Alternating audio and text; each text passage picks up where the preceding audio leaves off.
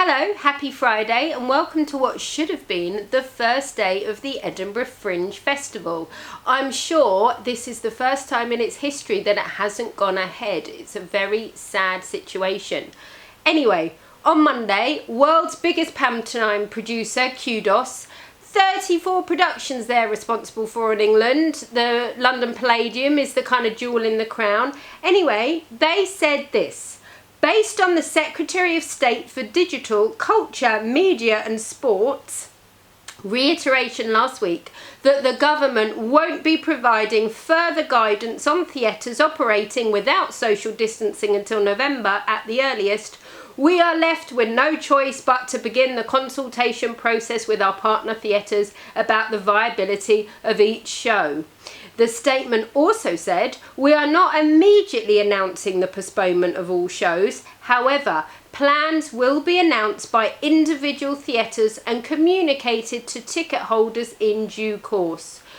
You might as well make other plans for December because I don't think you're going to be watching a panto. The final proof, should you need any more, is contained within our next issue special feature titled Panto in Ruins, where we've interviewed Martin Dodd, head of UK Productions, and also Imagine Theatre's celebrity casting and production consultant, it's a bit of a mouthful, Laura Taylor.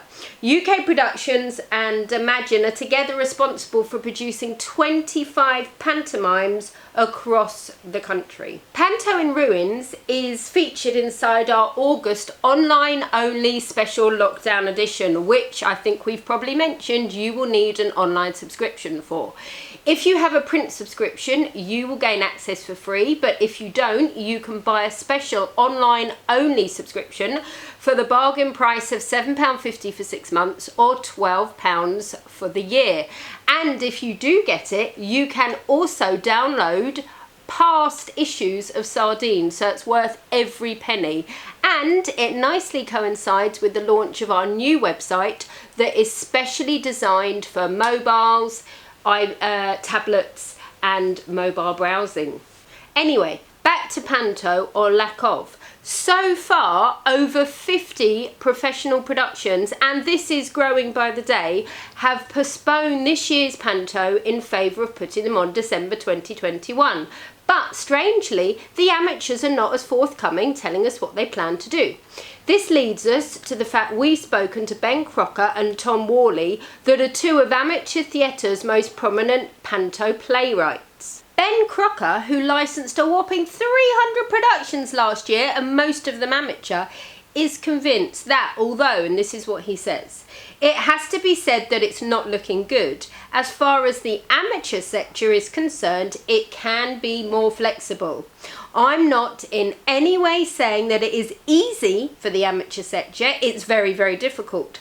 But every amateur society is different, and unlike the professionals, they're not stuck having to perform over Christmas. They can play later in the year, maybe look towards an Easter panto.